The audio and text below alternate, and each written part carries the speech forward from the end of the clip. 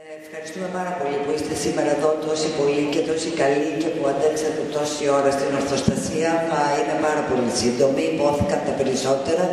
Θέλω να ευχηθώ σε όλους χρόνια πολλά για το εορταστικό τρίμερο που έρχεται, που φέτος δεν περιλαμβάνει μόνο τον 28 Οκτωβρίου, αλλά και τα 100 χρόνια από την απελευθέρωση της Θεσσαλονίκης. Και αυτό νομίζω ότι μπορεί να αποτελέσει πηγή προβληματισμού. Να θυμηθούμε δηλαδή ότι τότε, το 12, η Ελλάδα προερχόταν από μια χρεοκοπία και από έναν ατυχή ελληνοτουρκικό πόλεμο και μάλιστα σε πάρα πολύ μικρό χρονικό διάστημα κατάφερε να διπλασιάσει το μέγεθός της, έχοντας μπροστάριδες και ηγέτες. Έχω ξαναμιλήσει σε αυτή την αίθουσα για το Φραγκούλι. Η προσωπική φιλική μας σχέση διαρκεί σχεδόν 15 χρόνια. Βέβαια, από τότε που γνωριστήκαμε συνέβησαν πολλά, τόσα πολλά που δεν τα προλαβαίνουμε, τόσα που αν εκείνη τη μέρα που συναντηθήκαμε στην Άγκυρα, εκείνος συνταγματάρχης και ακόλουθος άμυνας και εγώ δημοσιογράφος και συνδικαλίστρια σε συγκεκριμένη αποστολή, αν τότε προσπαθούσαμε να φανταστούμε αυτά που θα συνέβαιναν στα επόμενα χρόνια, θα θεωρούσαμε ότι ήταν το προϊόν της φαντασίας ενός πολύ εφάνταστου σεναριογράφου. Και όμως συνέβησαν όλα. Επικίνδυνες αποστολές, εκλογές, μνημόνια, δίθεν πραξικοπήματα, υψηλά αξιώματα και αποστρατείες και ξανά υψηλά αξιώματα, δόξα και απογοήτευση, αναγνώριση και μετά εκείνο το κενό στο στομάχι. Όλα αυτά τα ζήσαμε μαζί, ο καθένας βέβαια κάθε φορά από τη δική του θέση, ανεβοκατεβάζοντας τους τόνους και πάντοτε με γνώμονα το συμφέρον της πατρίδας.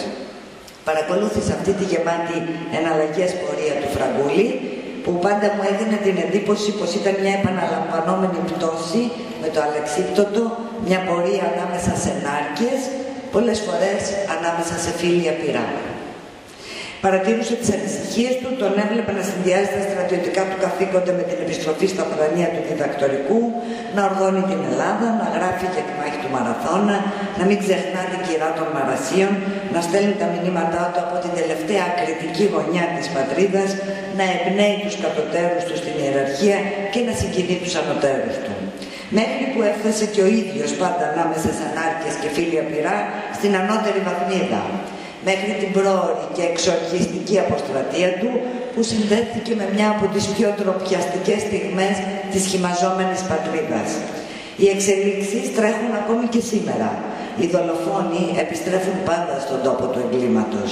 Παρ' όλα αυτά, στο μυαλό μου έμενε πάντα καρφωμένη η παρουσία του στην Τουρκία. Και πίστευα και εξακολουθώ να πιστεύω ότι η προσφορά του από εκείνο το πόστο ως απλός συνταγματάρχης ήταν ίσως η σημαντικότερη της καριέρας του. Ήμουν σίγουρη πως κάποτε θα ερχόταν η στιγμή που θα αξιοποιούσε τη βαθιά γνώση του, όλες τις πληροφορίες και τα στοιχεία που συγκέντρωσε τότε σε πολύ δύσκολες συνθήκες, πιστέψτε με, και που συνέχισε να συγκεντρώνει και μετά, ανεβαίνοντας ένα-ένα τα σκαλοπάτια της στρατιωτικής και πολιτικής καταξίωσης.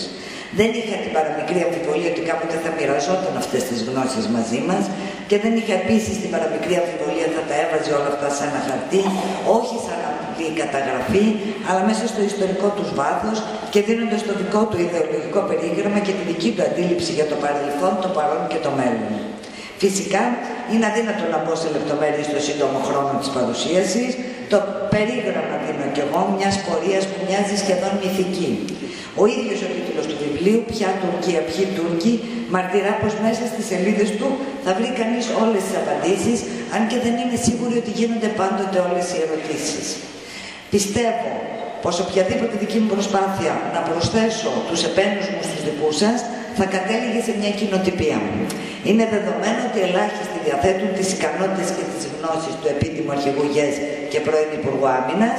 Είναι βέβαιο ότι γνωρίζει την Τουρκία όσο ελάχιστη. Δεν υπάρχει αμφιβολία πως αρκεί να διαβάσει κανείς το βιβλίο του για να λάβει όλες τις αναγκαίες πληροφορίες.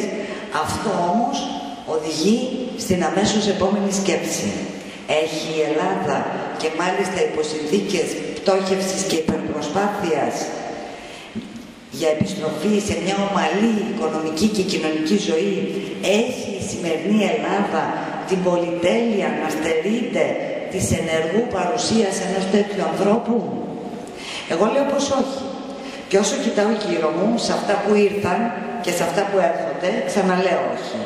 Ο δρόμος υπήρξε μακρύς, η πορεία μεγάλη, αλλά στρατηγία δεν έχει φτάσει στο τέρμα.